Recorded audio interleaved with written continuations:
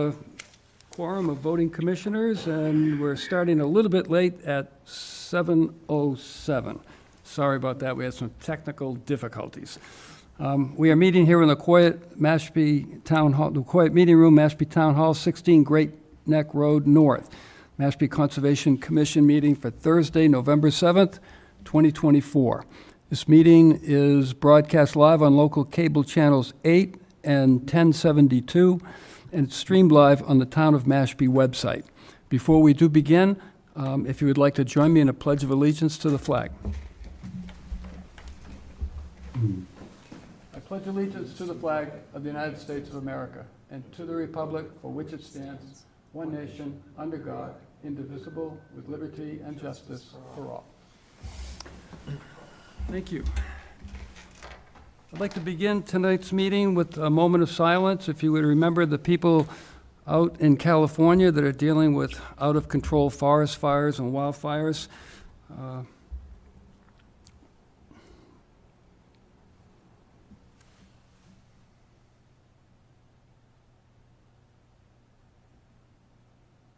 Thank you. The first of our agenda items is for public comment, and this would be for any issues that are not related to the agenda items that we have posted for tonight's meeting. Is there anyone that would like to make any public comment? No one here, nobody online. I think we can then move on. Our first hearing agenda is a presentation this evening by Rebecca Haney, Mass Coastal Zone Management. Good evening, Rebecca.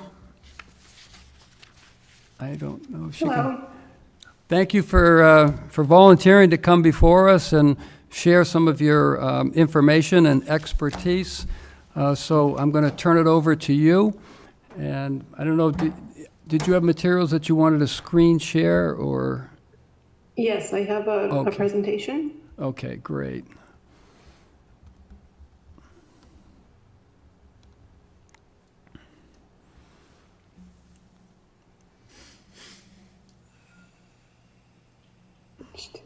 Presentation mode.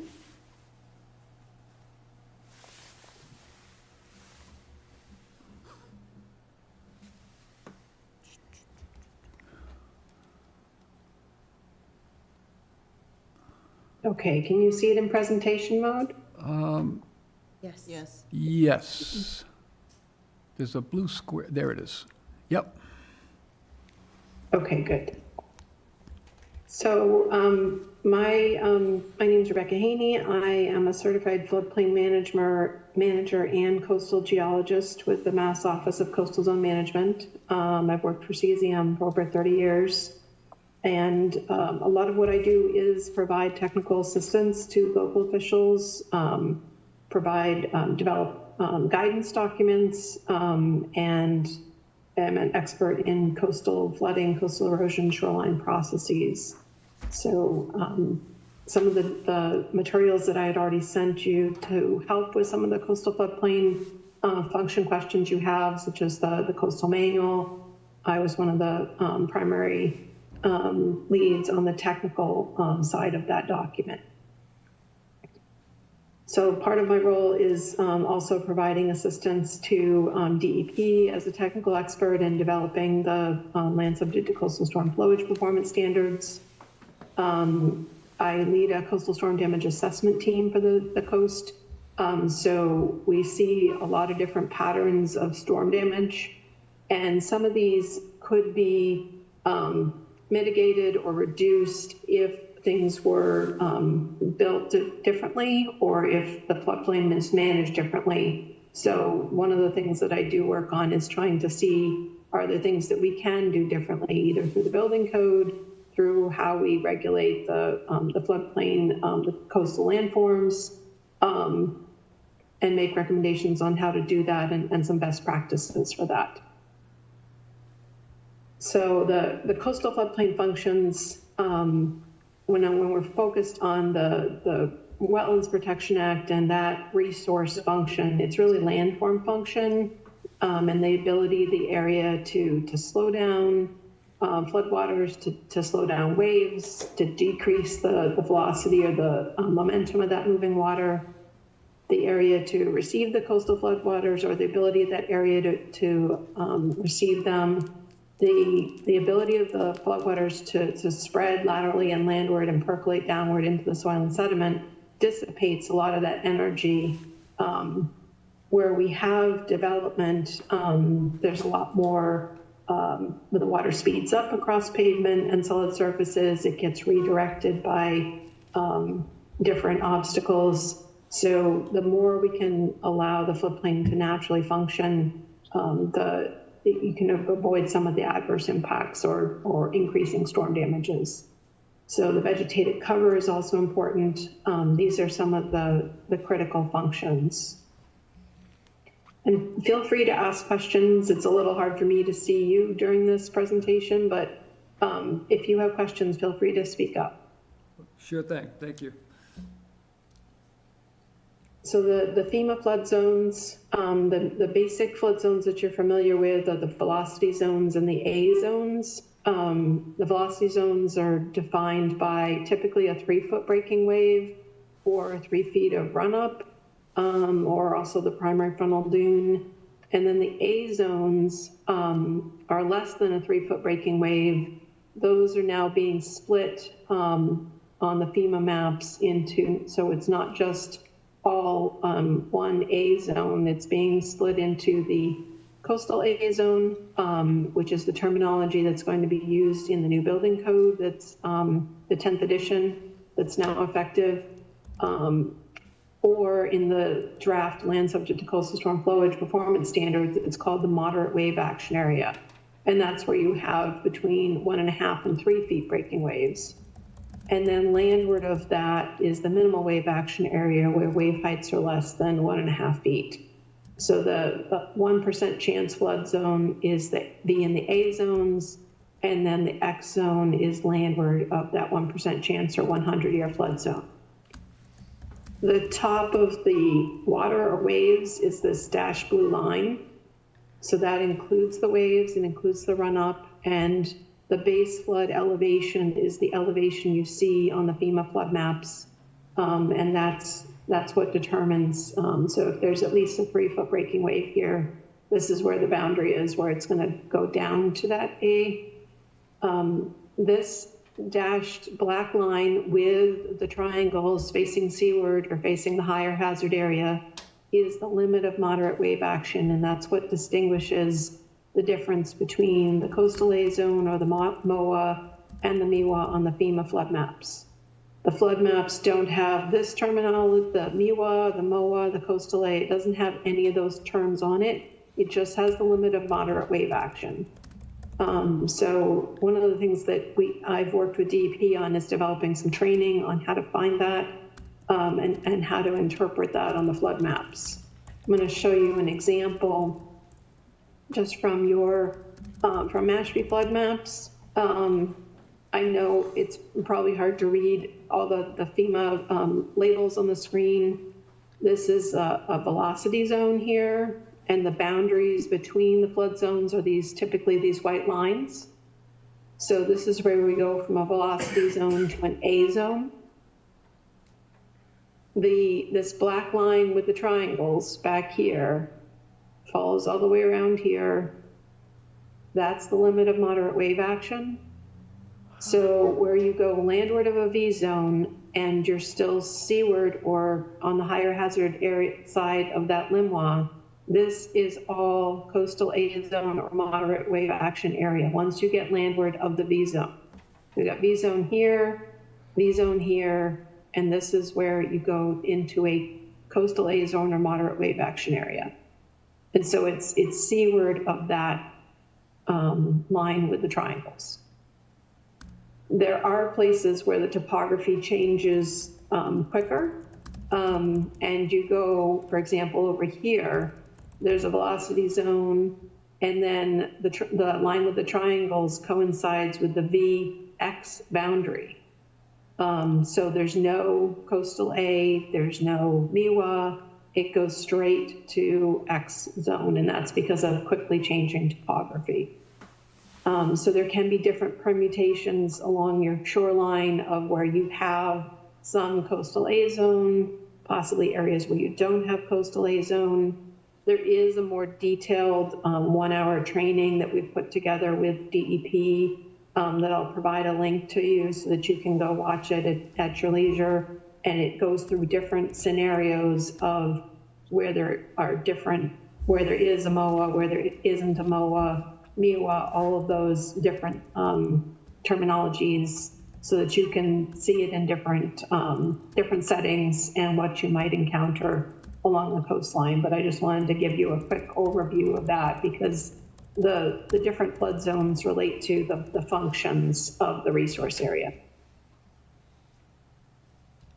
So the functions include the ability to erode, shift, move, and that the friction of the waves being slowed down by a granular surface can make a big difference in slowing down the energy and reducing damage to landward areas. So whether that's, you know, an area that has more of the gravel and cobbly surface or more of a sandy surface, being slowed down by that a granular surface really helps in slowing down energy, and its ability to erode also slows down the energy. That's one of the functions of the floodplain. And so the ability to move, shift, and migrate and erode, sometimes we see on barrier beaches where there's a lot of overwash, and the overwash is one energy dissipating mechanism. And you'll see that even in areas that aren't barrier beaches, you'll see overwash occurring. So some erosion of sediment that shifts seaward and some that shifts landward, and that transport of sediment is another energy dissipating mechanism. When we have roads that go through areas that with overwash, and that's perceived as a little bit of a challenge because people want access. So that energy dissipating mechanism is you know, gets in the way of access. And so we have to balance how we work and live in these areas to try to work with the system and, you know, have it still provide those storm damage functions. So vegetated areas can also help slow down floodwaters. Just the ability of that granular surface, the vegetated surface, helps slow down the floodwaters. If the vegetation is salt tolerant, erosion control vegetation with deep roots, that helps even more to help hold the sediments in place and slow down the floodwaters. So it acts as a buffer. In areas where we have development, some of the patterns of development have increased the damages that people are seeing. So it's an example of an area in Hull where they had a lot of dense development on this barrier.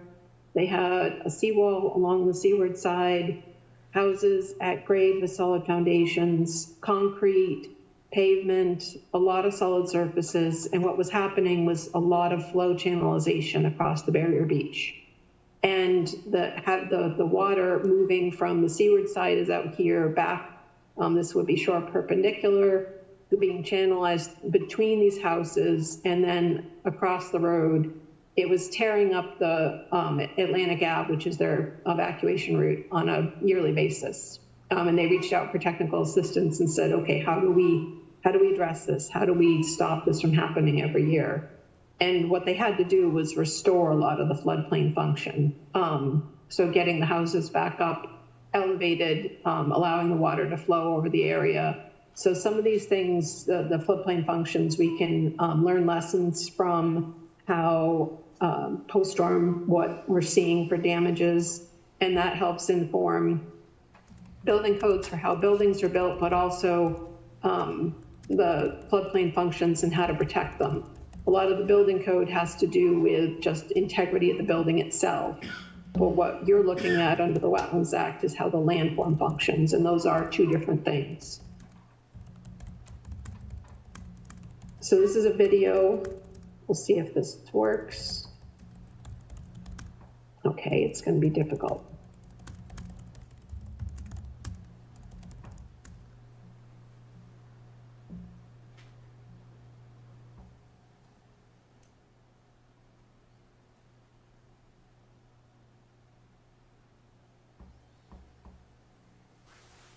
So that video is overwash on that same barrier beach I was talking about in Hull. And that was not even a large storm. That's the kind of overwash they were getting. And even with that relatively small depth of water, you can see the power of the water in terms of how much, just moving that television. There's a tremendous amount of power associated with floodwaters.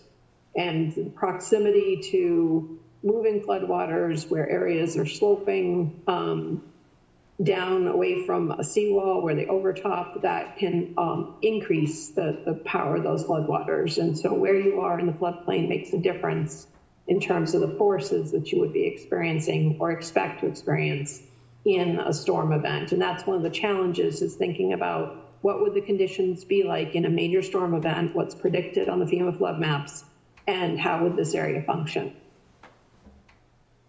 So some things can be obstructions to flow. So I talked about solid buildings at grade, but solid fences can also be an obstruction and can channelize flow.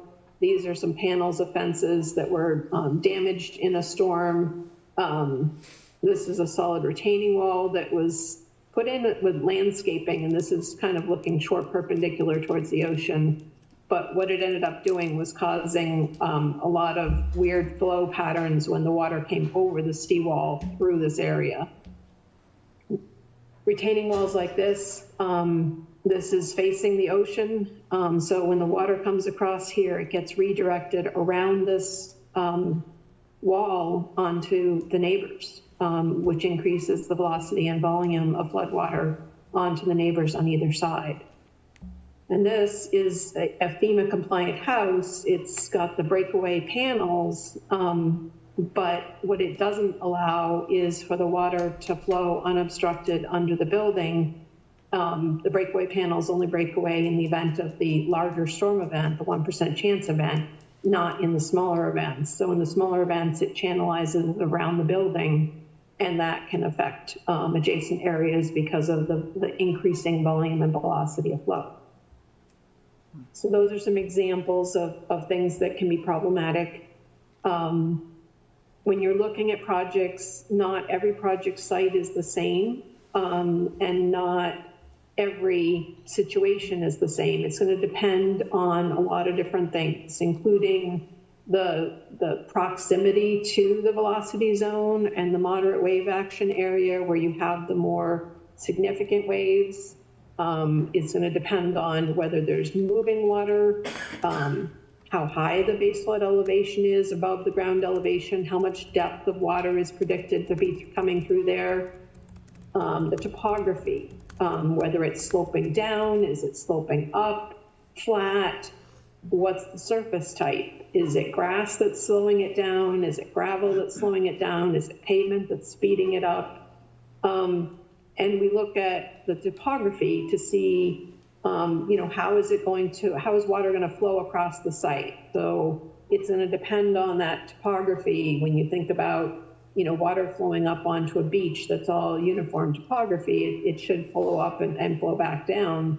But once you start getting into an area with varied topography, the water's going to go to the low spot first and go through there. And the question is, how does it flow onto and off of the site now, and how is what they're proposing going to change that? And then how will it react?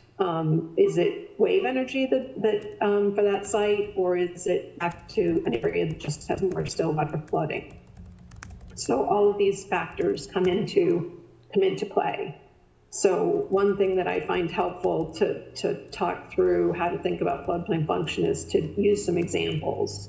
And so I have some scenarios put together with all of any site specifics taken off, and they're intended to be, give you a way of thinking about a specific project. So this is a densely developed area in an A zone.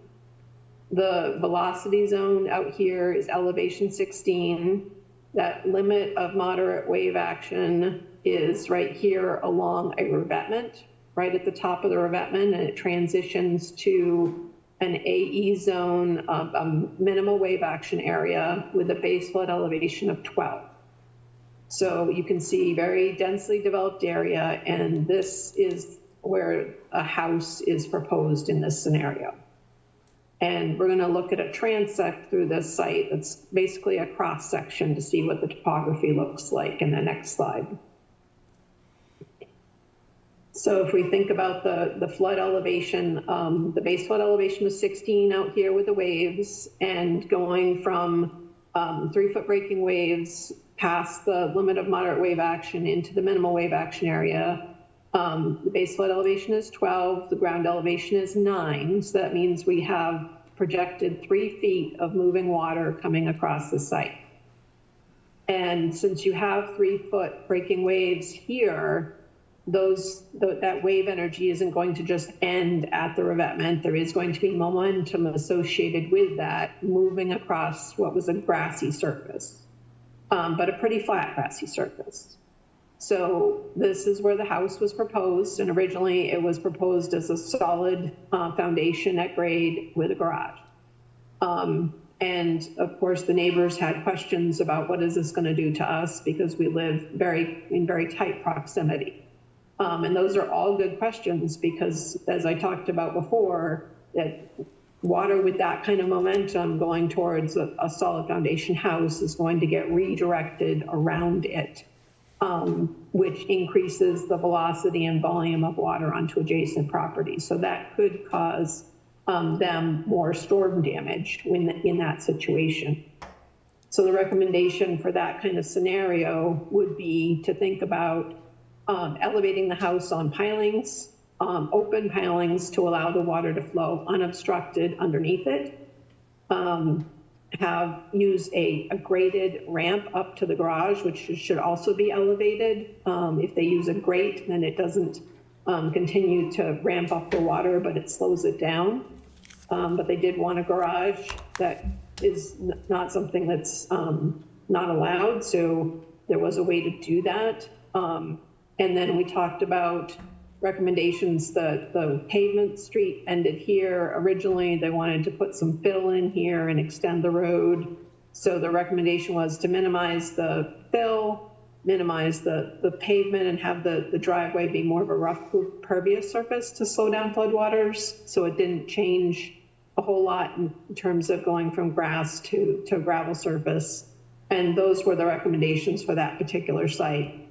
There was an actual project proposed here. The neighbors were concerned about it. And the way that it was addressed was to do all those things. And they did, for the sake of making sure that the neighbors weren't adversely affected. So that's based on an actual case. This is a completely different scenario in more of an urban setting. I think that the topography and the fill proposed in this one is what's interesting and still relevant for you. In this case, they wanted to redevelop this site, and they wanted to think about, whether they could fill it to bring it above the floodplain. And the thing that we look up with fill is whether it is tying into adjacent grades, or is it going to redirect flow to any adjacent areas. We don't want to be redirecting floodwaters. So in this case, it's an A zone elevation 13 out here. This is the transect through the site. And so the extent of flooding predicted, the flood elevation, or the floodplain, is this shaded blue area. So that's the A zone. And what they wanted to do was fill basically that shaded area and take it out of the floodplain. So when we look at it in cross section, what they're proposing is bringing this elevation up so that they keep the floodwaters out, and they wanted to put a solid building here. So the question we look at is what does that do, and how does that relate to the adjacent topography? And it's looking at basically how the site floods and what the adjacent topography is.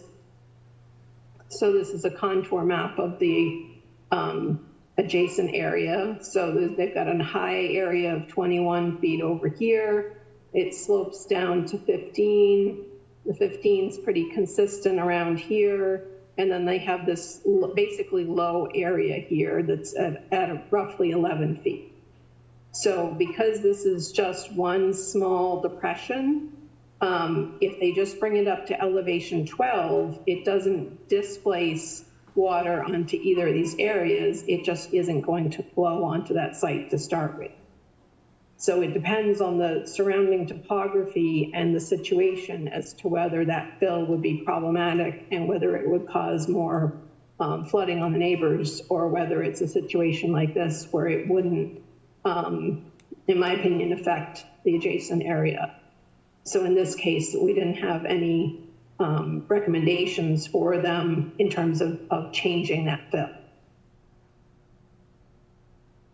So they basically just filled that area up to elevation 12, and that was their proposing to change the flood zone to X. They can apply to FEMA to remap that accordingly. So another example, this one's a little bit different in that the water can flow into this area but not easily flow out. And we don't have a lot of these hydraulically restricted areas or constricted areas along the coast, but there are some. In this case, in the aerial, this is the ocean out here. This is a barrier beach. And there's a salt marsh back here and a road here. And this is basically a depression. It's lower than the road and it's lower than the dune. So the dune overtops and fills in this area, and the only way it can drain is either drain into the ground or through the culverts under the road, which are right here. So that's why I'm calling it hydraulically restricted. So in cross section, the water's coming over the seawall, over the barrier beach, and there's this depression between that dune and the road. And the proposal was to put a house, garage, driveway, solid fill in that area. And because this is restricted in the way it can drain, if they put something that's solid fill there, then when the water comes over, it's the same amount of water coming over the dune regardless of what's put there. This area right now can absorb that, but if they put a solid fill there, it's going to displace some of that water onto these adjacent properties. So in that case, because of the hydraulic restriction, it's a little bit different scenario, and they would need to look at not filling or putting a solid structure. They'd need to have something on open pilings in order to avoid causing that displacement of floodwaters onto the adjacent areas. So there's some of these along the coast, but they are a little bit more limited. But you can see how each of these scenarios is a little bit different. This is just some of the topography for that site that shows some of how this is basically a bowl in there. And I've already talked through most of that. So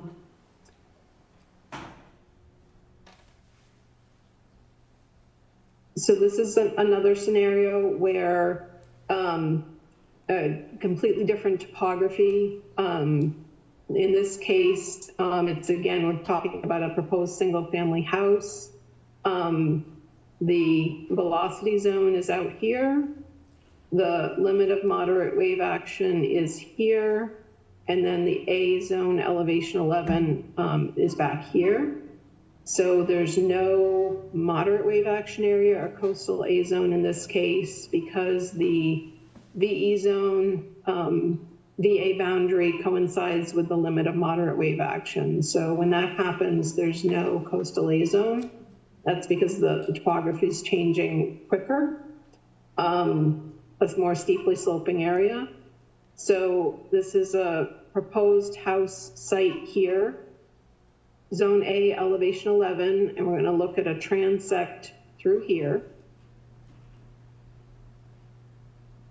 So looking at the VE zone elevation 13 coming into the shoreline, there's a pretty steep coastal bank here.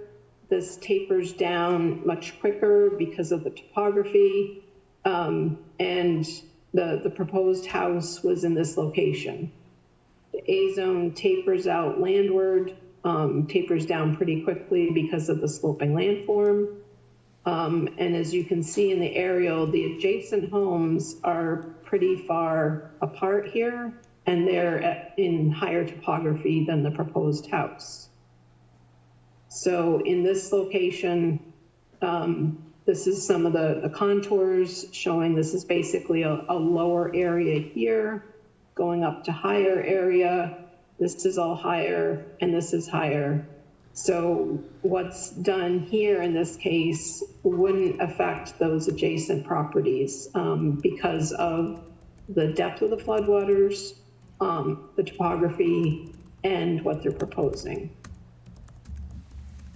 And so in this case, the solid foundation wouldn't have an adverse effect on those adjacent properties in terms of causing storm damage.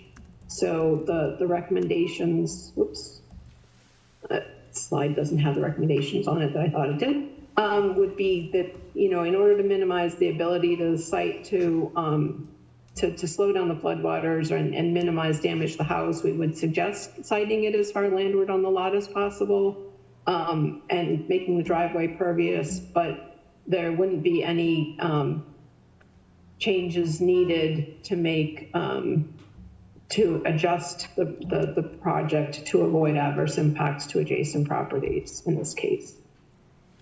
So those are some different scenarios and ways of thinking about the flood zone. Some of the resources that are available, I had sent a link to the manual applying the Mass Coastal Wetlands regulations that's intended to help with protecting the storm damage prevention and flood control functions of coastal resource areas.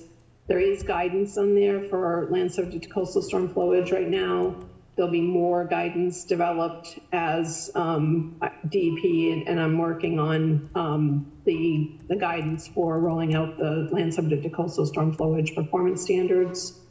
The FEMA Map Service Center is where I recommend you get any information on the flood zones. Even though there are a number of viewers out there, there's a lot of map changes that go through on a pretty regular basis. And so the most up-to-date information is on the FEMA Map Service Center. And that's what I was showing you with a screenshot of.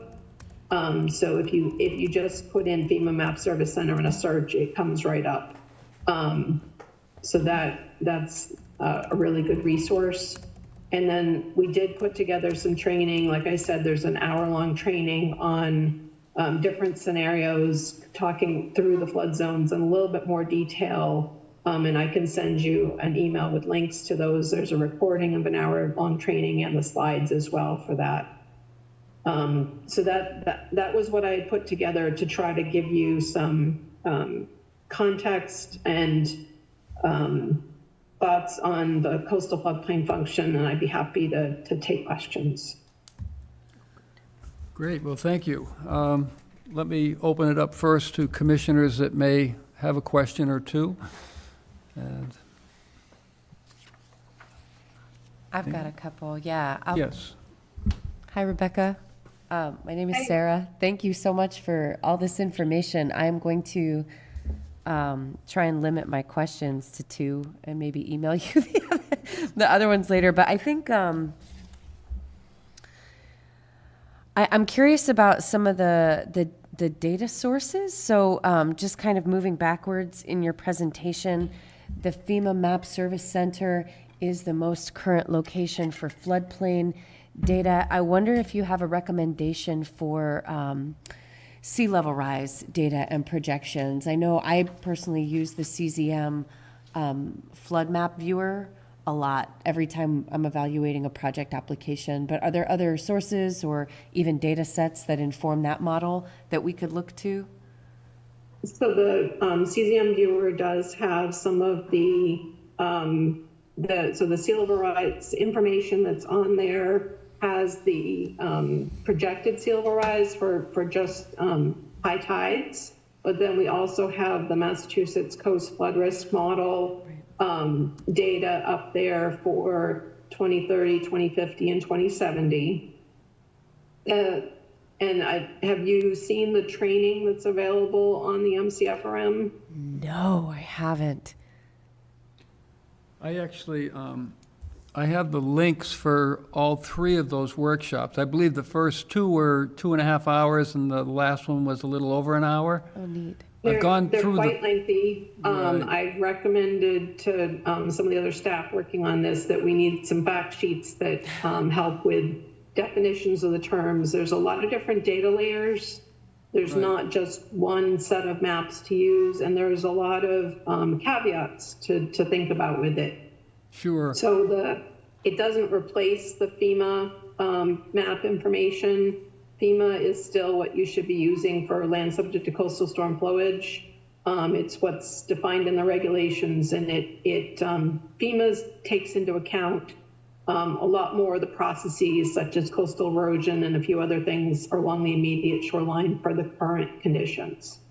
MCFRM is a better source of information looking at projected extent of flooding with sea level rise. It doesn't take into account coastal erosion in any way.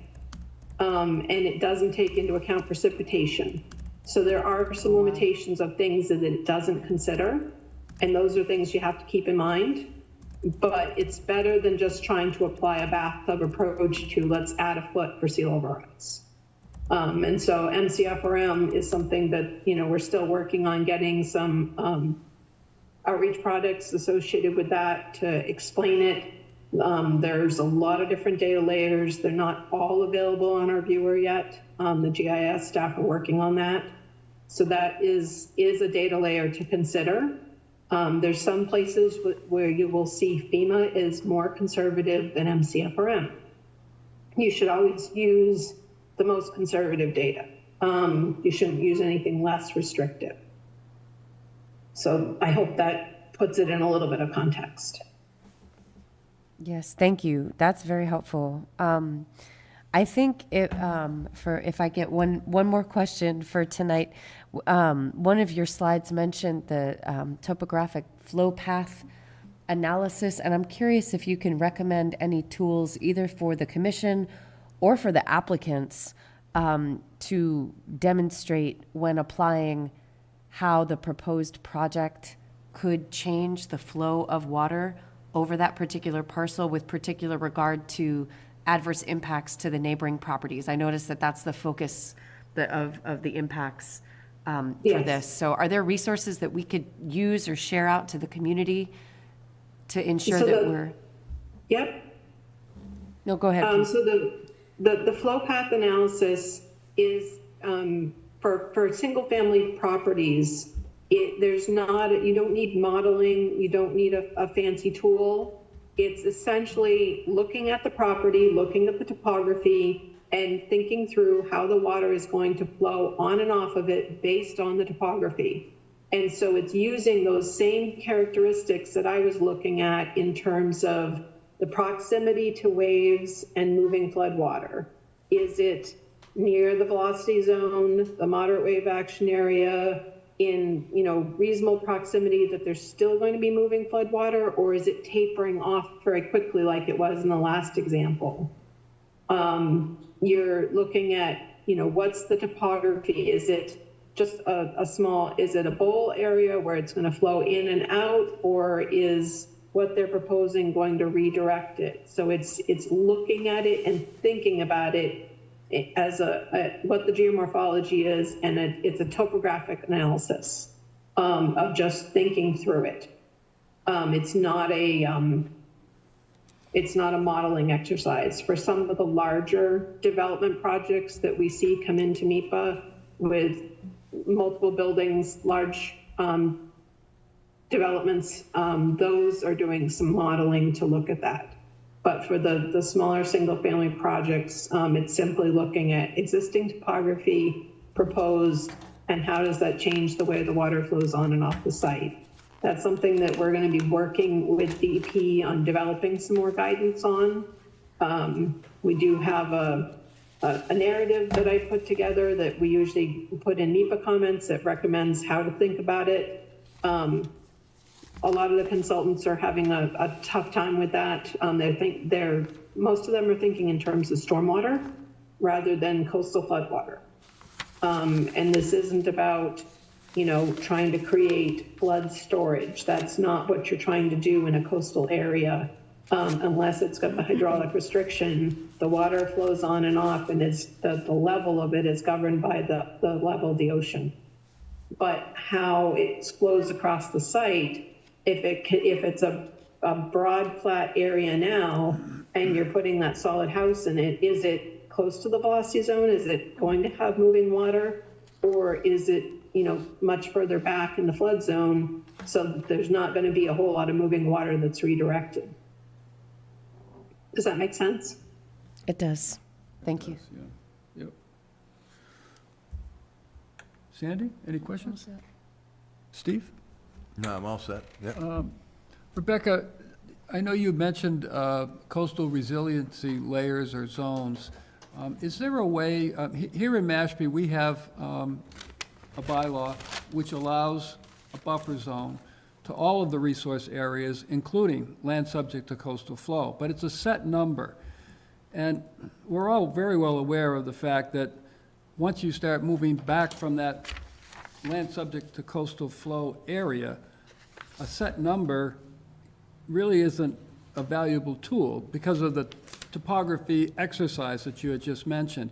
Is there anywhere in existence like a GIS ARC layer that can be applied onto the topography to show us where a coastal resiliency layer or zone would begin and end?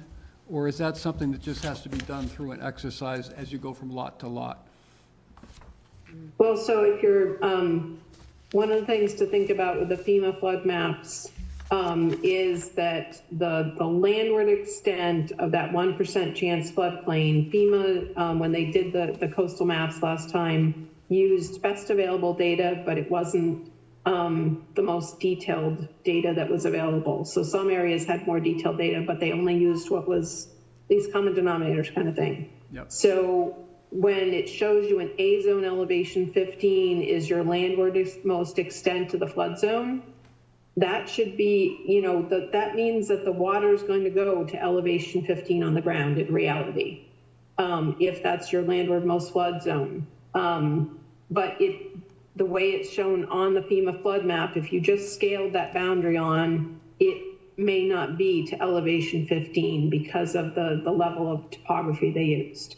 So one of the recommendations in the manual for how to delineate flood zones is for that landwardmost flood zone in the 1% chance floodplain, make sure you're using that elevation as your landward boundary of the floodplain. That's just, a one way to capture the minimum floodplain mapped by FEMA.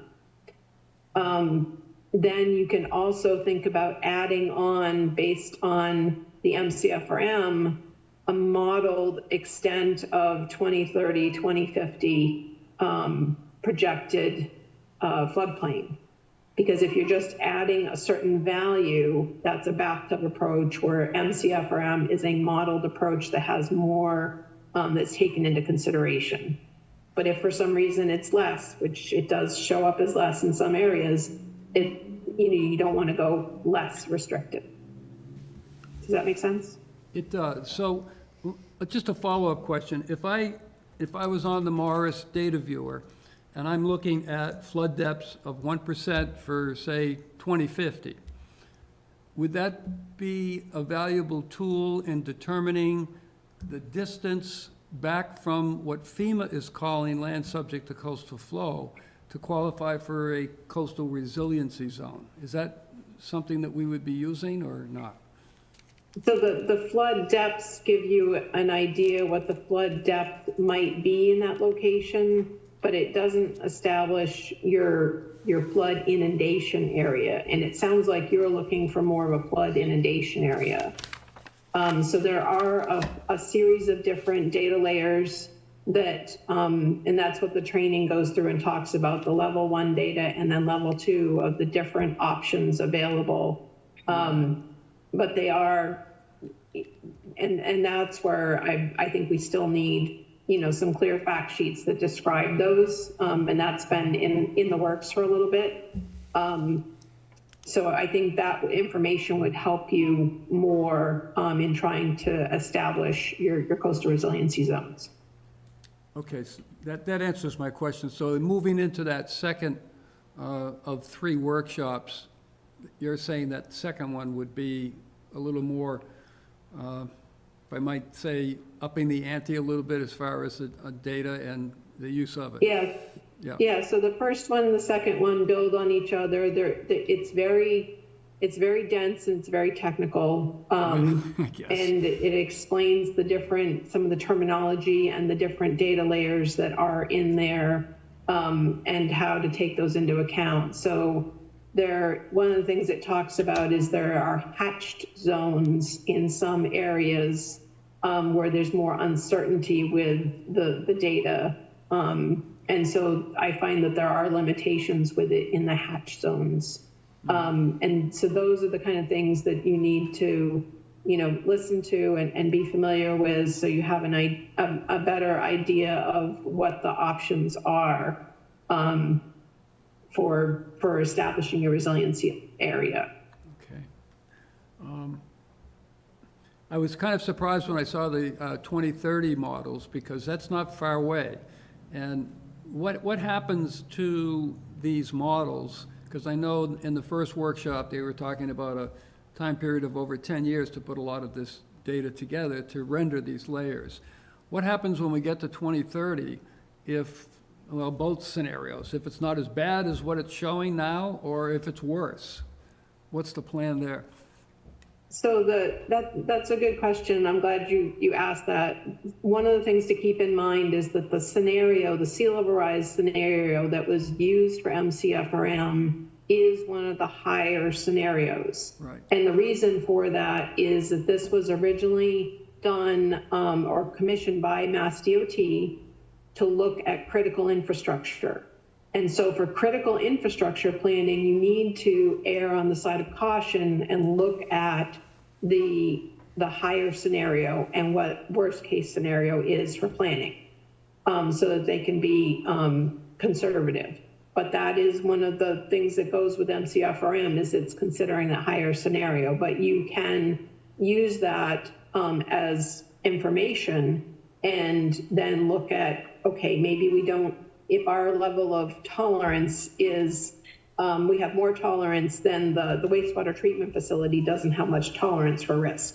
But, somebody building a single family house has a little bit more tolerance for risk. They can choose to use a lower level. That's one of the things to keep in mind with MCFRM. I see. Okay, thank you. That's helpful. No other questions? Dan, did you have anything? Nope, nothing from me. Anybody from the audience that would like to ask a question of Rebecca?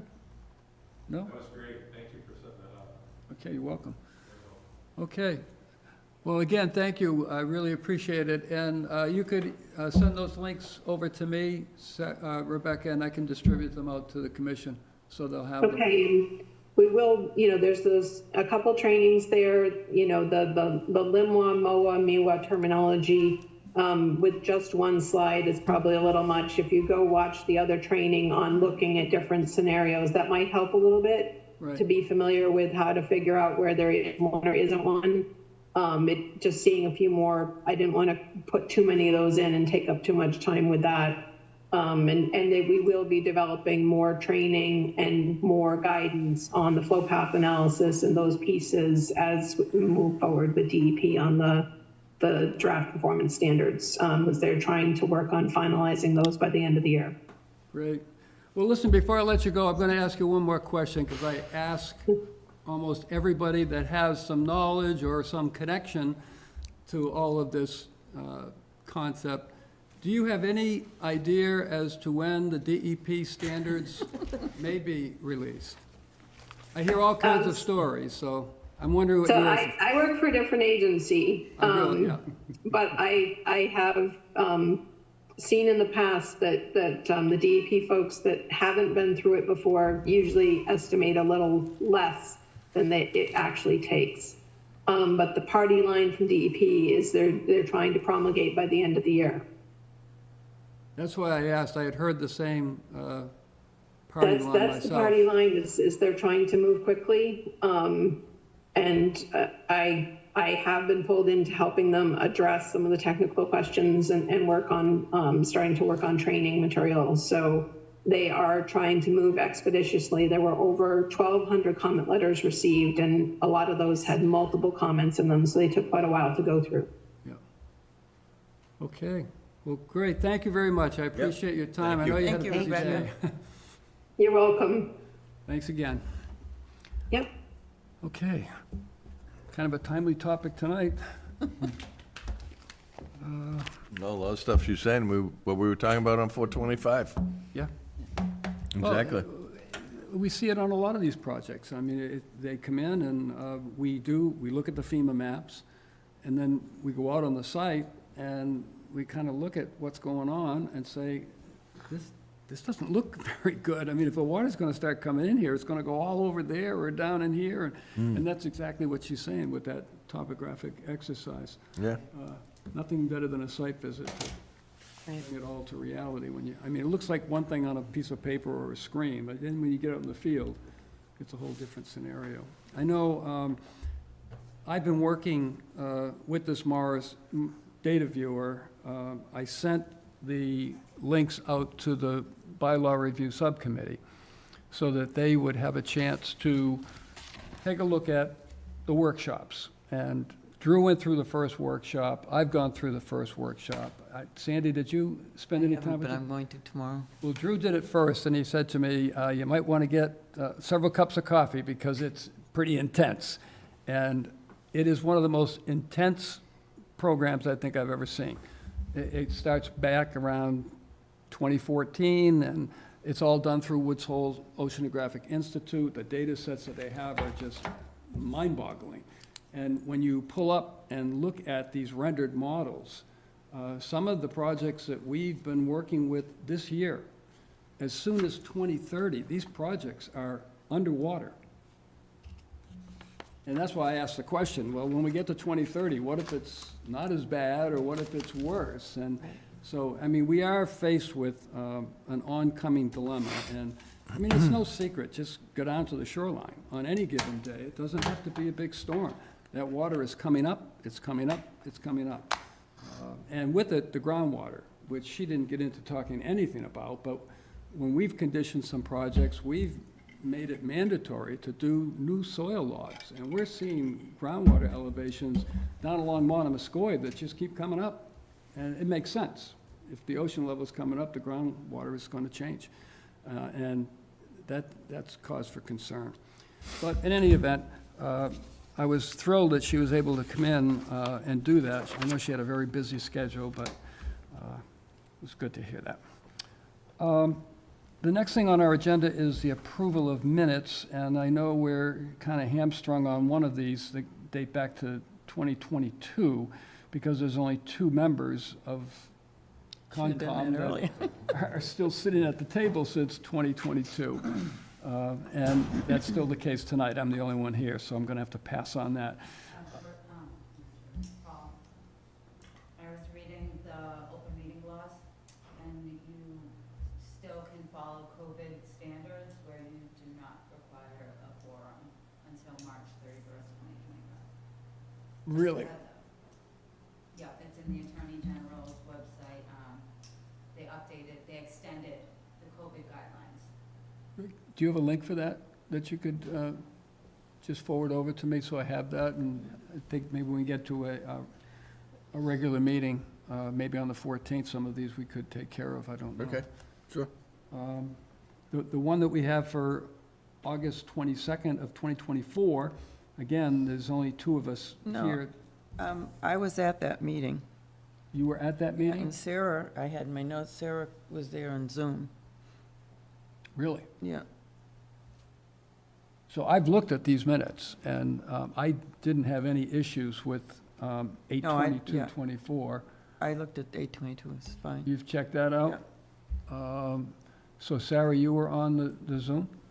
I believe so, Yeah, I had it in my notes. Okay, so then we have, even without the COVID protocol, we have a quorum for that one. So if someone would make a motion Yep, to so accept moved. those as presented, I'll entertain that. Yep, so moved, yeah. First from Steve, Second. second from Sandy. Any further discussion on that batch of minutes? We're good with those? Okay, then let me take a roll call vote. Steve? Yes. Sarah? Yes. Sandy? Yes. And I vote yes as well. So we got that one into the books, which is good. The September 12th, 2024 meeting, we have everybody that's, no, Alex isn't here, but we have enough people that we could go through with that one as well. Now, there's a revised edition on that, correct, Alyssa? That Yes. was it just a formatting Yeah, issue? there were just minor things, a couple of misspellings and a couple of words that Drew wanted me to add, just for clarification. Right. And that was it. Okay, well, let me give you a little bit of information if you haven't taken a really close look at that set of minutes. September 12th, 24 was the night that we denied, I believe unanimously, 119 Daniels Island Road. It was, I think, 4-1. So if you haven't, looked at those minutes, word for word, right down to the punctuation, I would be a little uncomfortable approving those, because they're gonna become part of the administrative record that will be sent in if and when there's an appeal. Okay. So I know I got them first from a list, and I started pouring through them quick, and then it wasn't that much, was it the same day or the next day that, oh, here's a revised set, and I went, I think I sent it on Friday, and he sent But it was a me formatting on Monday. thing. Yeah, I usually would forward it, but when I downloaded the document that he sent me, for some reason, it changed my entire format yeah. from how I had it laid out and everything, so I ended up just changing it on the draft that I sent you guys, and then adding the bullet points where I made the changes based on what Drew sent me. Okay. What I have not done on this set of minutes, which I do on just about every set, is look at the tape to make sure that there's something that we might have missed, or something that wasn't said correctly, or a vote was off. I just want to make sure, because once they're in, they're in. And with that particular set of minutes, that's a critical set, because as I said, it could become part of an administrative record for a potential appeal. Has there been any word? Nothing. Nothing. Haven't heard anything. I'm kind of hopeful that there isn't, and they just come back. It was denied without prejudice. If Sure. they were to come back with a better proposal, that was more environmentally sound, then we could certainly entertain going through that all over again, and hopefully coming up with a better solution. But I would just assume table that set unless, I'm not prepared to vote on those this Okay. evening, so that would be really helpful. All right, do you want to Thank put that on for the 14th, or hold off until December? Well, I won't be here in December, so it doesn't matter to me. We're only missing Alex tonight, correct? Yeah, yeah. Yeah, so you can go either way then. We'd have to have Alex here on the 14th, yeah, that's for Okay. certain. And on the December one too, because if you're not going to be here in December. Is Yeah. this not something we can Either way, do Either way. via email? Yeah. Pardon? Is this something we can't do via email for the COVID guidance for open meeting law? Mike, I don't know, I did forward you, I tagged you, Dan. You did, And I okay. tagged Drew. so Okay. I sent it over. Okay, I can send you over the website too. okay, well, yeah, thank you.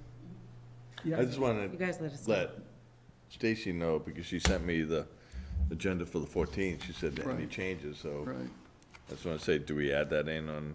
Well, could Because we I already put- have a question for her on, she has pre and post hearing agenda, she goes a 9/26/24 meeting. So I'm just confused why that's under pre and post hearing agenda This is for the 14th. for the 14th, yeah, so now so I have a question mark going to ask on that. Do we want to add in these minutes into the 14th. Could we put the 12th on the 14th, and then if Alex isn't here, we could table it again until Yeah. hopefully December? Yeah, if you're not at all comfortable with it, again, like I said, it could Yes. become part of a potential appeal, so I wanted to be very cautious in accepting that. Thank you for that flag. Okay. Moving on to our discussion items, Mashpee water quality issues and initiatives. Is there anything that somebody would like to bring up? I will say that last night in this room, there was a lot of talk about the resident exemption tax, and there was a woman that stood up and was talking about the water quality at Shumat Pond, and, you know, was a little concerned about, you know, if there's an exemption tax, that it may encourage people to, you know, move in or raise and replace, and so people are really focused on water quality, which I think is a good thing, because it pops up in conversations sometimes that you have no idea it's gonna happen, and then all of a sudden it's on the table as a concept, but I don't have anything new to add, other than the herring figures were submitted, and I see they're way. Yeah, I see they're way up, but I think we might get Huge to those. numbers. We'll get to those on the updates. Bylaw Review Subcommittee, an update. What I can tell you is that we now do have draft 6, which I feel is about as close to a final product as we may arrive at. I use the word may because the commission has not seen that draft as of yet. As far as the subcommittee is concerned, we have just a couple of words here and there to pull out, and I want to put a definition in it for coastal resiliency zone or layer, and that's why I was asking Rebecca those questions tonight. But for all practical purposes, we're like 99% there. And again, I was curious about the DEP standards, because I'm hearing that they're going to be released before January 1st. Same with this building code issue. Want to see it?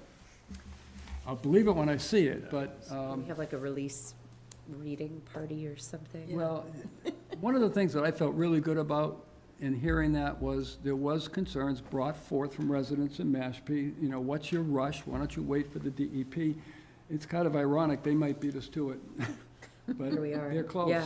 According to what she was saying, they're close. You know, a lot of comments, and they've ironed them all out, and they're getting ready to release, so. But if we send out this draft to the whole committee, couldn't we wrap it up in December? Absolutely. I don't see how we wouldn't be able to, So with the draft to the whole committee, I'm gonna send it out tomorrow, yes. so that's not a problem. I don't wanna say for certain in December, because we still have to collect public comment, and I just don't know how that's gonna go if there's a large turnout. Well, I meant for as these far 3 as minutes. getting it ready to go to the public in December. Oh, It absolutely. Has to go to didn't mean legal. have it- Oh, yeah, okay, and then okay. come back. No, By December, sorry. absolutely. Well, I didn't say it Send right. for it. Get ready to go to the public by December, Yeah. absolutely. Absolutely. Yeah, in Meaning terms. we're done with it. In terms of the process, Yeah. and we outlined that at a select board meeting quite some time ago, this draft 6 will come out to the commission tomorrow. At that point, it's a public document. Great. And anybody that wants it can ask for it and start reading it themselves. And then the commission will either adopt it or they won't. They might say, nah, wait a second, we would like to see this added in, or I asked for this, but you gave me that. Who knows? But once the commission formally adopts the draft that we have submitted to you guys, then it goes over to legal counsel to be reviewed. We're not going out to any kind of a public hearing with that until legal counsel takes a look at it and says we're on solid ground. Sure. Once that comes back from legal counsel, assuming there's no big revisions to what we've put together, then we would schedule it for public hearing to get the feedback from the public. Once we got all of that, assuming that we didn't get anything that was earth-shattering or what we may feel, well, wait a second, John Smith just brought up a concept that we didn't think about, we may want to send it back to legal counsel for a second review, and then we'd still have to come back for a last public hearing and the promulgation. So we're still not that close, but So- we're close with the writing. All right, so when we talked earlier, we mentioned that, okay, we're going to talk next week, the commissioners, but then you said it's a public document, so we're gonna take public comment? Next It week. won't be, so it'll be a public document, as in if someone requested to see the most updated draft Right, of it, we would have to supply that to them because the commission is being given the document, not just the review bylaw subcommittee. right. So, it wouldn't be, it would be a public document they could request to review. It wouldn't be a public document that they're gonna come and make comment on right away. Okay, That's so- gonna happen after legal looks at it. and Right, everything. so next week's meeting, us as a commission gonna talk about it and ask for comments from Yeah, and each then your commissioner. Right. But I'm not gonna, people from the public are not gonna speak? They can if they want. Yeah. They can if they That would be, want. that is the chair of the night's dictation to do so. So if you decided you want, if you're the chair that night and you decide you want to, that's completely up to you. Please keep Okay. it 3 minutes per person. Yeah, right. But if you don't want to have it, because there has been some instances where the chair has said, Right. not tonight, because we've discussed it the last hearing, and we're gonna discuss it the next one, so just not tonight. So- Yeah, that's what I'm just concerned about for next week, Mm-hmm. because I'm saying, okay, if us as commission, we're seeing it tomorrow, we're only gonna have 5 days or 6 days to review it and talk about it. And I don't know how many members of the public are gonna know that it's gonna be coming out and they're gonna have it, so I'm thinking maybe just to expedite a time, not take any public comment. Have us come back on in December and say, yeah, we all agree, we vote on it, and then that's when it goes to town council, correct? Right, that's Yeah, when it would yeah. go over to town council. So we for would their take it review. If you- off the agenda for next week? No, but if you guys have comments after you've seen this draft, we might want to put those into another draft. Yeah. Right, Yeah. for draft 7. Yeah, Yeah. my recommendation would be to keep it on for next week, Yeah. just so you can collect commissioner comments. Right. Based Okay. on the new revisions. Yeah. And then if there's no commissioner comments that require feedback or require changes, then December can be looked at, for when the commission would decide. basically. Sure.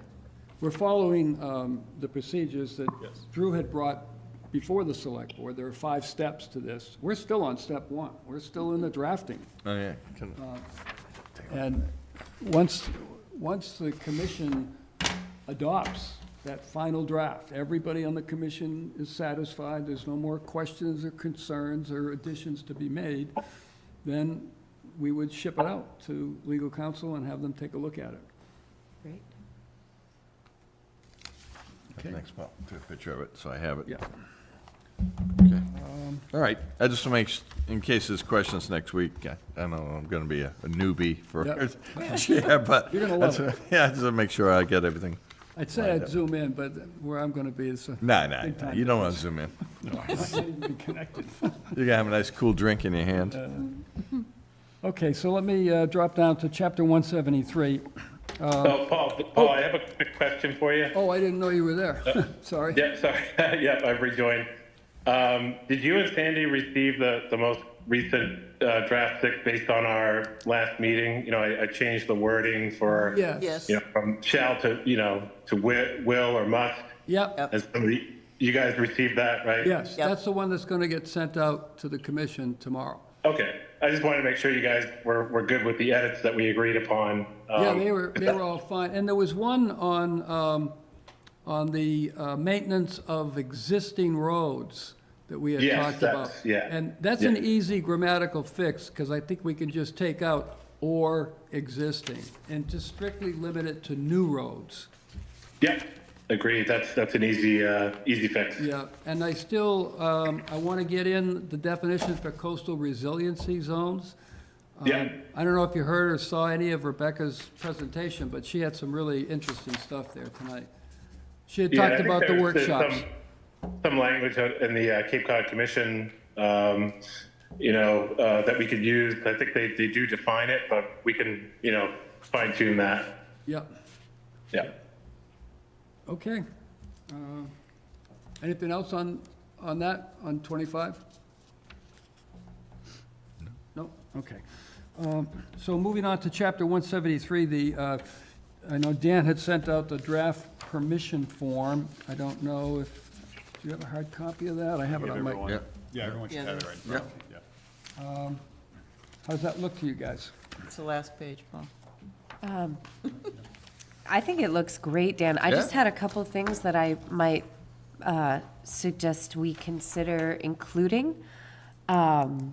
So in the portion to be filled out by the applicant, I would encourage us to consider spaces for them to describe any impacts to the resource. One, two, any impacts to public access. And then three, if they're requesting relief from any of the prohibited activities.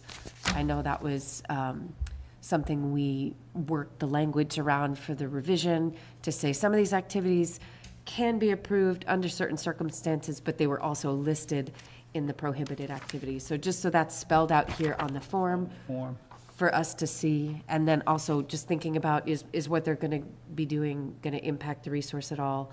Any, damage to vegetation or anything. And then if there's any impacts to public access. So I heard a story from a friend, fellow resident here, about hiking on some of the conservation lands and here in Mashpee, and they were walking with their family, including some small kids, on a trail, and there was somebody just full G.I. Joe camo with a gun right next to the, you know what I mean? Which is permitted. We've opened them up for hunting. That's fine, but traumatic experiences for public accessing the space for recreational use. I think maybe we'd want to know about that. So, but otherwise, I think it looks great.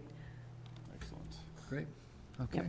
And are we also, just for clarification purposes, are we requiring tribal members to submit this to exercise their Aboriginal rights that we've included? Because I know we've got ceremony and then Well, the tree harvest. Yeah, so the tree harvest, that one is because with the cultural rights, it doesn't give them, they can't just go in and just start cutting trees, whole trees down.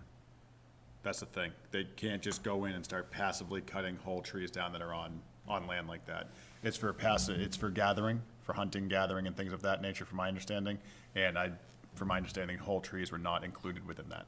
And where is that listed? Is that part of the state precedent or the federal precedent? From what I was reading, was off the state precedent. And I can send that out if you'd Okay. wish. No, I just want to confirm that No, we're, that was my you know. understanding of it, is that large trees, things of that nature, cannot just be taken under that hunter-gatherer state mandate. And I see this permission slip, especially with trees, on multiple nonprofit sites and nonprofit land where they have them actually fill this out to say, yeah, you're going to harvest an ash tree for whatever your purposes may be, and you can take 3 or 4 of this caliper. The purpose was because that wasn't, from my understanding, covered under the whole Aboriginal rights. Okay, that's all. yeah, I would just want to make sure we confirm that, whether it's Absolutely. And then with the other ones, the ceremony. the ceremonies and stuff, I wanted to make sure that we did, because we do have regulation, within our prohibited activities, you cannot have fires. You can't have anything of that nature. And I know with ceremonies that there is always, not always, but there is tend to be some sort of fire or thing like that. But also with large gatherings like that, they might need access for parking, because not everyone's going to be walking in. They might need access for different things, but also we would want to know, because if it's going to be a large group, Right. we might want to say, hey, this property is being used for this day, can you please use another property? But post that well before the event would go on for that purpose. Okay, yeah, I mean, I wonder if we would just specify then fire or, parking or groups in excess Just of. a quick comment too. I did receive town council feedback on the draft Regulation 1 for Chapter 173. And I'll send that out to the bylaw review subcommittee members so you guys can see that. And if you want to forward that on, we can forward that on to everybody else once we review those comments. Some of them are just clarifying questions, but it literally came in this evening. So I haven't had a chance to look through it yet. Okay. Great. Great. So, I have a question on cultural tree harvest. If somebody came in and filled this form out, and, cultural tree harvest is their interest, what would that look like for us? Would we have to go out and tag certain trees, or? I wouldn't recommend us going out and tagging the trees. I would say literally you can harvest a tree that's greater than 3 inches, less than 12 inches, or whatever the metric may be. So they're not going out and harvesting, a mother tree. that's Right. producing seed every year, or the largest tree that's doing great, so what's the point in taking it? But also not taking any of the smaller trees so that we give that regrowth chance some time to occur. So that was the thought on that, and that could all be described within the description. With the cultural tree harvest as well, obviously within that description, or even, not even description if they had a tribal ID. You know, something like that, it would be an automatic, you don't really need to explain it, you know. You're going to harvest a tree, so here's your parameters, this size tree, 3, 4, 6, 12 of them, how many it may be, so. I'm One wondering, other thing one other thing to throw out there when it comes to tree harvest is we want to make sure that, trees that are being harvested don't contain any invasive species like the southern pine borer beetle or the lanternfly, which is the newest invasive species in New England. So we need to be cautious, about wood being harvested from one site and transported to another. So that really should be taken into consideration. I don't think we have to worry about emerald ash borer on the Cape, but certainly southern pine borer beetle and lanternfly are real threats. So just to throw that out there for consideration. okay. Maybe we include that as language. I do want to be cautious, just one person's opinion, but I do want to be cautious that we have acknowledged sovereign Aboriginal rights, and then I just want to make sure that we're not actually then now asking for permission form for rights that are already inherent, that we've already acknowledged in our regulatory framework. So maybe just even a postscript on this that says, any cultural uses pertaining to Aboriginal rights that have to do with tree harvest, please consult with conservation staff to ensure that we're being mindful of transporting invasive species, or something to that effect, but like that we're not asking the original people here to get our permission for exercising their Aboriginal rights. Yep. Makes sense. And with this, I want to make sure that this is being done, because right now there's no form, there's no way of tracking not tracking, but knowing what people are doing on property. So we're Sure. into issues with the camera issue, or issues with people feeling unsafe going on properties, things of that nature. So that's what this was for, was to get that on, and also keep in mind, there's quite the talks about cultural respect easements, co-management with the tribe going on. Yes. So if any agreement was to be made for cultural respect or co-management, this Update the form for the tribe would be, quite frankly, superseded by whatever agreement, because that would incorporate Aboriginal respect rights, but also incorporate things of forest management. And that would directly come into their cultural purpose, come into managing not just cultural trees, but managing actual parcels of land in town, co-managing together, or cultural respect easements where they utilize those areas for ceremonies or whatever it may be. But whatever agreement, if one is struck with the tribe and the conservation, or with the tribe and the town, or whatever it may be, I have already talked to a couple people in the tribe as well as the Land Conservancy, and that is something that will be included on any agreement. So if that were to happen, this form would be a moot point for tribal members. Could we just then get since they're kind of standalone and everything's moving at its own pace, I wonder if we could then just, for the sake of consistency and maintaining good relations, just get a representative of the tribe to review the form and provide feedback on Working on it. some of these things? That's great. Oh, no, I have been working on it. Great. They've been, with everything going on in the country and their own business, Sure. it's just been a scheduling time. Sure. That's all. So. Absolutely. On that topic, I am working on something for the end of November. Great. To meet with them. Okay. To go over everything, not just co-management or Awesome. cultural respect. So Yeah, this- well, this was- This was gonna be included, mainly because I don't wanna have anything, me personally, I don't wanna have anything the commission's approving that someone in the town, and especially someone in the tribe, is gonna have an issue with. I want to avoid that situation at all costs. Awesome. Of course. So, yeah. Yeah, and just so we're not speaking on behalf of people. That sounds Absolutely. great. That sounds great. Yeah. Okay. Anything else on the form? Thank you, Dan. It's great. Great. Okay. On the quarterly meeting, update meetings, such as what we're sitting in right now, these dates were announced at our last meeting, 2/27, 5/29, 8/28, and 11/20. The start time on those, I thought we agreed that we were going to keep everything consistent at 6:30. The meetings were starting at 6:30, so these should also start at 6:30. Yep. Unless we have a situation where we might have to come in early, such as tonight for an executive session, of some kind. Yep. So I think we're all set with those. I don't know if you looked at your calendars. I know I'm the one that put them together, trying to find blank spaces. There's not a lot of them. was gonna say, That's I why think the it's the calendar best. runs this year. Best spaces. Yeah. I'll miss one, but other than that. The next thing on the discussion is and I asked to put this on, the Chapter 172 review NOI filing forms.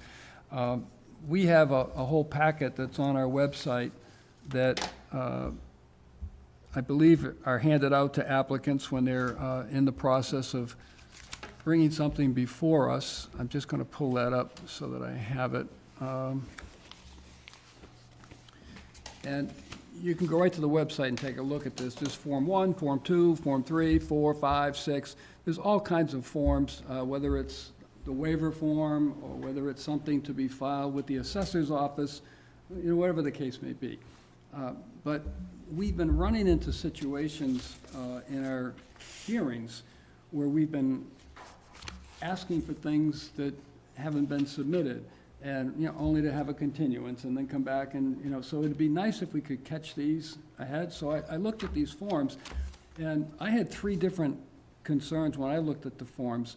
One of my concerns, and I brought this up earlier tonight, was we do not have the purview of enforcing Chapter 108, the flow neutral. That's been established by legal counsel. But legal counsel also gave the opinion that any property that's either serviced by a septic system or in a sewer service area has to apply for a waiver or a variance from either the Board of Health or the Sewer Commission, whichever the most appropriate authority is. So because we consider applications not even complete unless all of the permits have been applied for, not granted, but at least applied for, and we're finding this out. And I asked this on a project earlier tonight, this thing needs to be filed for. So I think part of this format, we should probably have Form 7 and have that a form that has to be brought either to the attention of the Board of Health, if it's a septic system issue. And I'm talking about that 5th bedroom or more that people are asking for on a lot that's less than an acre in size. Or if it's in a sewer service area, then that variance is not granted by the Board of Health, it's the Sewer Commission that it goes to. That's, I believe, 108, Section 6 is all outlined.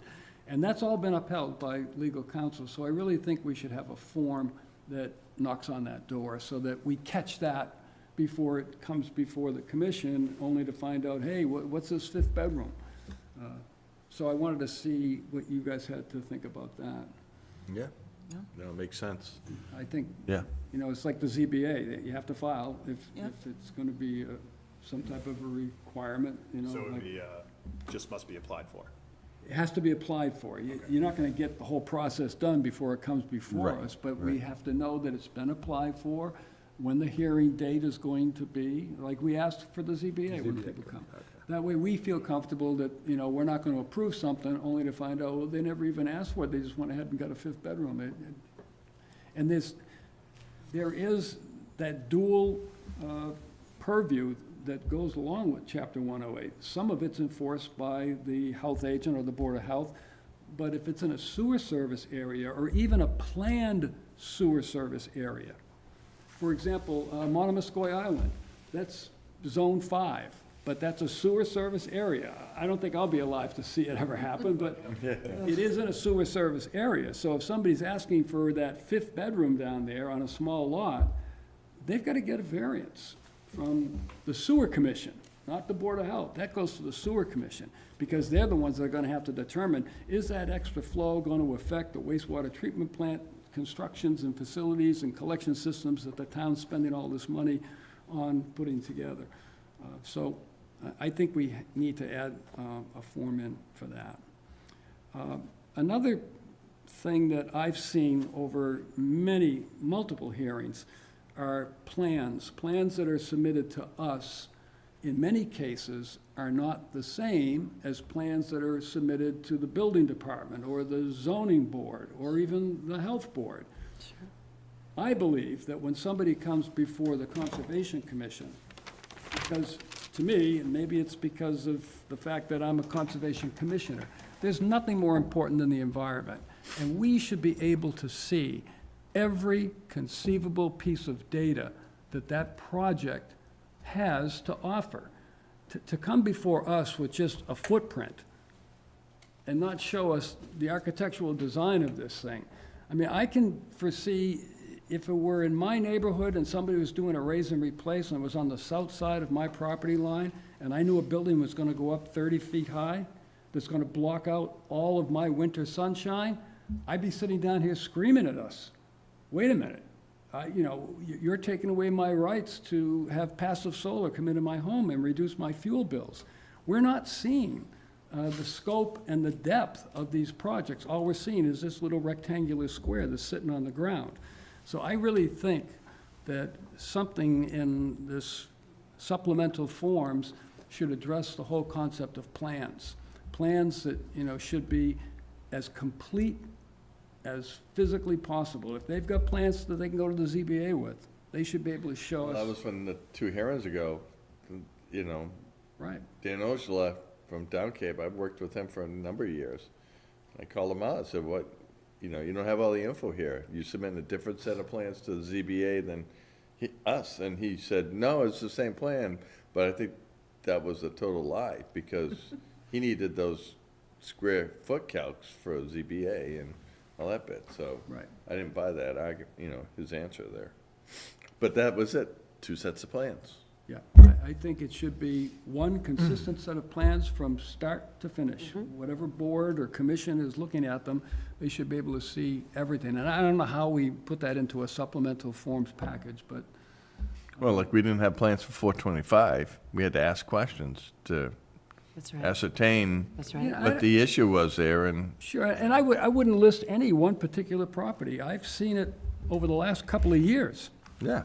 We've had consistently applicants coming before us with things that just weren't, in terms of us to make a proper decision, they weren't complete. We needed to see more information, more plans, and it's a continuance, and then it's another continuance, and these things just keep going down the road. And I think a lot of that could be short-circuited right up front by saying, get every single plan you have and get it before the commission so that we can get our work done. And that goes for landscaping plans too, because lots of times they don't have a landscaping plan either. Right, Yeah. right. You know, I've been thinking along the same lines, Paul, and just because my background is in community engagement and stuff, I had actually started a draft of like a 1-page outreach document to go to would-be applicants. Are you ready to submit your application to the Conservation Commission here in Mashpee? Here are things that we're looking at, because I feel like we keep asking similar questions to applicants, and sometimes it's really forthcoming, but other times, as you said, we have to keep asking and asking and asking, and we have to keep continuing the process, and it's arduous, and it's costing these homeowners a lot of money, and it's costing us a lot of time and frustration, and at the end of the day, it's not really helping us do the most efficient job of evaluating the impact to the resource area. So I'd be happy to send that around to this group, and maybe at another meeting we could discuss it. I don't know if a form, like a checklist is the proper format. I'd have to be educated on that, or if it's maybe just something that is less formal but would go out or be available to the public so they have a list. And things like, you know, I like to hear about what design alternatives have been considered to reduce the impacts to the resource area. I would like to hear what is the delta in square footage for the interior living space, you know, all of these things that I think are relevant to the conversations that we're having, you know. And then some of the more nuanced properties, you know, have we considered bank stabilization? I remember we had that one project on Mashpee Pond that was continued over a couple of hearings, but, you know, it was going to be built off-site. There was just a lot of thought put into how to minimize the impact. Right, And it would have been great to hear that up front, you know? So I'd be happy to send this over to the staff, and maybe we could Great. circulate it out for review, and if that could be of help. But I've been jotting this down and thinking about it for weeks, so thank you for bringing that up. Well, I've been thinking, you know, over the last year or so, just consistently, we have projects that are coming up, and there are glitches. And there was one that we had just, I'm going to say 2 or 3 meetings ago, and it was an engineer who's been in here many times, but hadn't been in here for quite some time, and there were no nitrogen calculations. And Right. they kind of looked at us and said, well, is that something new? And I just thought, you got to be kidding me. No, that's not something new. But even that, we don't have in this supplemental forms. Maybe we should have a form for that nitrogen calculation sheet, so that we know that that's in the packet before we open that hearing, rather than say, well, gee, where is it? Oh, I didn't get that done, but I can send that in later, and, you know, but it is this kind of a system. I think we should have this stuff, so that, you know, we don't have to tease information out of applicants, owners, representatives, whoever it is that's coming before us. And Would one it be is- tied into the official acceptance of an application? Or, you know, I wonder if we could consider, I know we've had discussions about what constitutes accepting an application and then Right. starting the clock on that 21-day time frame. If we had a list of things, like if the nitrogen calculations weren't included, for example, could we say, or the staff say, we can't accept this, it's incomplete? And thus, we push it off until all the information is here, then it's officially accepted, now we get it on the schedule. Yeah. Drew, I'm going to ask you on that, because I'm not sure what would constitute the 21-day time clock to start ticking. Yeah, so I did talk to town council about this. I think did I provide you their feedback on this? Yes, yeah, you did. So they basically said that once an application is, you know, either sent through the mail, dropped off in person, or filed electronically, it's considered accepted. And I did get into the minutia of, like, you know, what is the legal definition of acceptance? And they pretty much said that, you know, in the absence of a waiver, once an application is received, it's accepted. Now, we do our best to go through applications and vet them out to make sure that they're accurate. And if they're not, if they're missing information, we inform the applicant ahead of time so they can try to furnish that information, you know, within a timely manner, so it doesn't result in a continuance. One of the things that, you know, in the discussion about information on plans and coming up with a form, I think the better way, just to put it out there for consideration, is that we have a regulation, it's Regulation 3, which is, you know, required information on plans, which, you know, goes into a great deal of detail on what's required of plans based on resource areas that are present on a given lot. That's really the best way to make sure that, you know, all of your requirements for plans are, you know, part of a regulatory requirement. So instead of coming up with a form, and we can certainly come up with a form, but to amend that regulation, if you want to see architectural plans or other types of plans that aren't commonly, you know, submitted, because that's, you know, the regulations are what these consultants look to for guidance as far as what is, you know, required. So I think that's the best way to address that is, you know, amend the regulation that specifically deals with submittal requirements on plans, Right. or information requirements on plans. I mean, there's always going to be some information that, you know, they didn't, like architectural plans, for instance. I believe the language in the existing regulation says, you know, the commission may require architectural plans, but typically, you know, in an order of events for a development project, architectural plans are usually the last thing to be developed once, you know, a application gets vetted out by all of the relevant regulatory departments. It's not something that, you know, is normally furnished up front, because typically projects have to be vetted out to the point where they get to a final design, and then the architectural plans are created. So, you know, that's kind of the order of events. That I heard some feedback from consultants on this, that, you know, if they're requested to provide architectural plans at the onset of a project when it's first being reviewed, you know, they could be subject to change. And we do that, you know, we routinely look at, when we go to sign off through Permitize on other, you know, on building permit requests, which we are required to sign off on. We look at the plan through the Permitize software, the most recent plans, and if they don't match up to what the commission saw, we make that known to the applicant and make sure that, you know, if that requires coming back before the commission, no matter what the, you know, difference is from from the plan that you approved to the plan that they're provided to other departments, we always make sure that they match up. But it's certainly worth, amending the wording in that regulation to reflect that. And I think that's really a better way to, rather than just coming up with a form, but put it in the regulation, because then you could just point to the reg, for if consultants have any questions. It's really, the burden is on them to make sure that they're fully familiar with the regulations and submit information accordingly. So I think that's the better way to do it. We'll have to put that on our list for another regulation to revise. Yeah. One last thing that I've seen on several applications, and I don't see anything anywhere, whether it's in a regulation or in any of these forms. We've had several projects that have come before us with soil logs that are like 20 years old, or groundwater elevations that are being used for not the lot where a house is being proposed, but, 5 or 6 lots down the street. I think, well, I don't want to say I think, I know we should have the most recent information at our disposal in order to make the proper decisions for wastewater disposal that's on a site, or how high that groundwater elevation is, so that we know the integrity of surface drains and dry wells that are being proposed.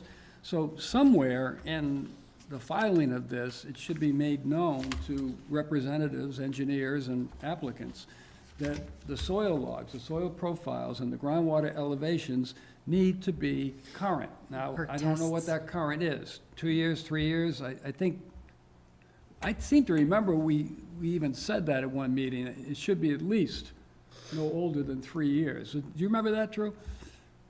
Yeah, I do, and I agree with that. And again, I think we should put that into an amended regulation when it comes to plan submittal and information on plans. Because again, that would make it, reflected in the regulation. And I agree, that's definitely something that needs to be put in there. You can, have a stipulated timeline as far as how old, how recent that requirement would be. Yeah. 3 years seems pretty reasonable. So again, I would, encourage that when we convene a bylaw review subcommittee, we look at that and amend the regulation to make that a requirement. Great. Because if you just put it on a form and you don't reflect it in the regulation, then it doesn't have as much teeth. Right. So I think it makes sense to put it into the regulation. Okay. Well, anyways, that's why I put that on. Those were my pet peeves that I've been kind of grinding my teeth over the last couple of years or so with projects that have come before us. Anything else that you guys have on those forms? I don't know if you looked at them at all, or... Not on the forms, Mr. Chair, but I'm so sorry. I do want to mention, I do have to leave at 9 Okay. tonight, so I might have time for 1 or 2 more items if there's anything So that I we could. should be able to... This one we definitely have to do, the block grant. Yeah. That one we Let me get to that one next then, and Yeah, because the updates, the paperwork's here, so we can Right, the probably skip paperwork is those there, updates, you're right. yeah. Yeah, and those are sealed deals. this community development block grant notice, I don't know if you're aware of the fact, but the town of Mashpee was awarded that grant. And there has to be a sign-off on the environmental review Okay. of that. And that is that in the packet for tonight? or- That is not in the packet. I emailed it out to everyone. Yes. I did. It was It was a pretty three-page, straightforward. it was a three-page letter. I've got it here on my, I do have a copy here as well. that right here somewhere. Community Development Block Grant. It's a letter dated October 28th from the town, it's on town manager's stationery. It's from the State Historic Preservation Office, from the Massachusetts Historical Commission. And it's about the required environmental review for the following project, Town of Mashpee Housing Rehab Program, EOHLC CDBG grant. And there's a notice of intent to request the release of funds. So apparently the town can't accept the funds from this grant award unless the Conservation Commission signs off On the environmental side. on the environmental piece. And it only requires the signature of the chair, I believe. The signature of the chair only on the envelope. Only on I the can't explain envelope? this. They gave me the directions. I had to double check. That is the deal with this. There's multiple envelopes that go out. So, yeah, they said all that needs for this is the chair to sign the envelope, and then I pass the envelope back into them. And that's it. And then they Just collect. an envelope. Just an envelope, An literally. envelope. That's how it started, Yeah. with Ashley Fisher signing Yeah. it. She's the one, yeah. Can I ask a Caught me question? off guard. Is it question time? Yeah. Or, Mr. Chair, is it time for questions on this? Yes. So am I reading this correct, that this is for small, minor rehabilitation of eligible homeowners? And it says that it's categorically excluded from NEPA requirements? Yeah, that, whatever, however they organize it, whatever. So they do. does that mean that the rehabilitation projects are not going to have to go through any environmental review or compliance with either NEPA or other? I mean, are we, What page is that on? it's just on this November 1st publication that I have here. Yeah, think- okay. Yeah. I see the fee, I see HUD regulations. I'm all for people I getting see help it, right, okay. The updating activity their house, proposed is but categorically excluded, subject to HUD regulations from the National Environmental Policy Act requirements. An environmental review record that documents the environmental determinations for this project is on file as the Mashpee Town Hall. May be examined or copied weekdays. That's what it says. From my knowledge, I believe that most of the environmental impacts, because these are single-family home rehabs, like issues with lead paint and that type of materials, asbestos that may be in the buildings when okay, they apply for a certain amount of loan, they want to make sure they don't run into those projects. There's a person that works on this grant group that's responsible for going out to the homes and inspecting these homes for issues that may be there.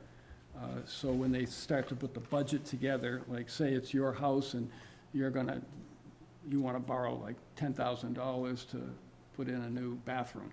And the inspector would look at it and say, yeah, it's going to cost you more than that just to get rid of the lead paint. So That window, type of maybe. stuff certainly is being looked at.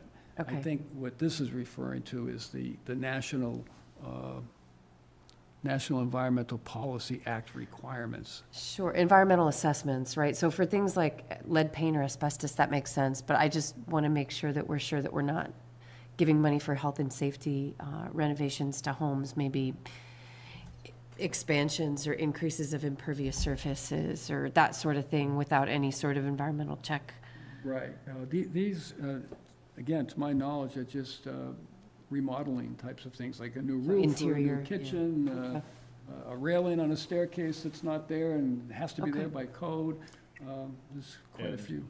Okay. And with this, this would also certify that the town manager's office, I believe, would have jurisdiction as the certifying officer. So that, and if there's any questions or concerns like that, they would have far more knowledge than any of us do for that.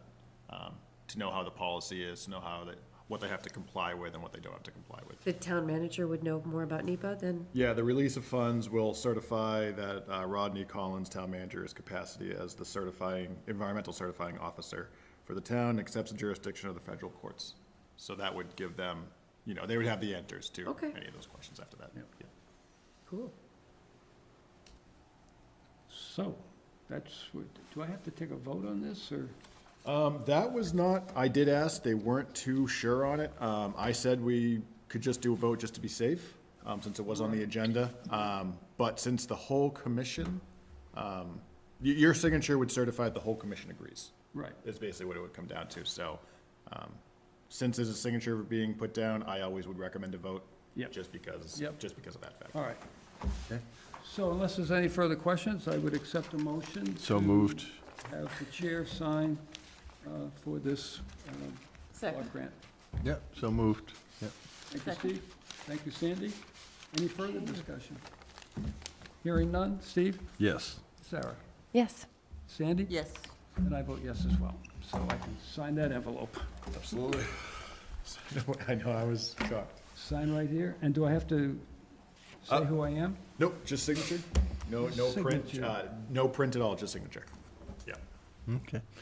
And since it's 7 minutes before 9, make a motion to adjourn. If there's nothing else to discuss. I had a question to pass along from Alex about one of the restoration projects I might not be here for. I don't know if we want to table all those updates. There's some great printouts here. Okay, which one was that? May I pass that along? No, just please do. For the record? Yeah, we're in constant. And we can, what part of what permit approved by the commission is linked to the cutting of the vegetation at the fish ladder by Knockabout? That, The recollection was that the work for that was being planned out and coming in 2025, but it appears like there's been a significant amount of vegetation already removed. that was an administrative approval, administrative review given by the commission to the DPW because of Bureau of Dam Safety, said that that is classified as a dam. I can't remember, was this 4 or 5 Really? months ago? Yeah, I so that remember is Catherine classified- came in and. Catherine, Yeah, came Catherine in. gave Yeah. that presentation. That's classified as a dam, so what the federal government says is since it's classified as a dam, there cannot be any trees or vegetative growth on it, it can be only grass for the stability of the dam because the roots will weaken the structure going through. So because of that, we are mandated to comply or we have some sort of fees or fines, I don't know how that works, but nonetheless, we were mandated to comply and that the immediate compliance was to remove all vegetation, plant grass, and maintain that from there on out, which is actually going to be a little detrimental. Not detrimental, but it's gonna be a challenge for our aspects, because there's already cranes and blue herons that prey on the heron during the year, and now, as you know, with all those bushes that will be gone next season, they're gonna have more area to see and more Yep. opportunity to get in. We are working with the US Geological Service on ways we can prevent that, because they have a big bird safety program they do, and we're working with them on that. Okay. So this is the best time for them to go in there, because if you've seen how low Mill Pond is, or how low the river is, to the point where northeast to the west part of Mill Pond is now a field. There's no water. It's actual like 3 foot, 2.5 foot tall grass field. Wow. Because of how low it is. So that gives them perfect opportunity to go in, remove the trees, and Okay. they're not doing any herbicides, they're just removing them, as you saw, they're covering with cloth, and they're replanting grass. But this is the perfect opportunity because there's less hazards from going in the water with chainsaws or any of that thing. Okay. So, yeah. Thank you. Yep. So is that project finished? No. They still have the other side to do. Yeah. They just wanted to make sure that this side was stabilized before they move on to the next aspect of it. And the straw wattles that are in there, how long? They're gonna be staying for a while. Yeah, Oh, because yeah. that's not really catching very well. It's too late for grass to be stabilized, to even grow, to seed. So for the winter, it's absolutely gonna be there, and then next season, it's gonna be there for a while because, one, the water level's gonna be higher, and two, I don't know how that's grass gonna take in right away, and I don't wanna have, the town doesn't wanna have any erosion issues whatsoever in a No, you spot don't that want to we're run currently looking at with NRCS to rebuild the entire thing. Right. So, yeah. Yeah, just to add in a comment, Dan, you mentioned it's a federal standard, it's actually a state standard, it's the Office of Dam Safety. The commission did review this through an administrative process, and it's really to get into compliance with the Office of Dam Safety for dam structural standards. And woody vegetation, with the root system can compromise the embankment and potentially lead to failure, particularly if there's woody growth around the culvert, which, that's a major safety concern because there's a major road going over the culvert, Route 130. So none of this is tied to the Upper Mashpee restoration. This is strictly under, a mandate from the Office of Dam Safety. And if the town didn't comply, they would be forced to undergo repeated what's called phase 1 inspections at a significant cost. So this is helping to reduce the hazard class rating for this embankment. And by getting rid of the woody vegetation and the root systems that are compromising the integrity of the embankment, it'll reduce this classification from a significant hazard to a moderate hazard, therefore reducing the number of required inspections until a whole restoration plan is put in place. Very good. It looks bad. Yeah, it does. Yeah, it looks bad now, but it'll look better in time. Yeah. I've had a lot of practice with that answer. Doesn't look as bad as that Charles River restoration. Okay, so we're going to forego the updates because we're not going to have a quorum in about 2 minutes. So sorry. So I made a motion to adjourn. Thank you, Steve. Is there a second? Go get groceries. Second. Second, Oh, second and a third. yes. No further discussion? Steve? Yes. Sarah? Yes. Andy? Yes. And I vote yes as well. Thank you.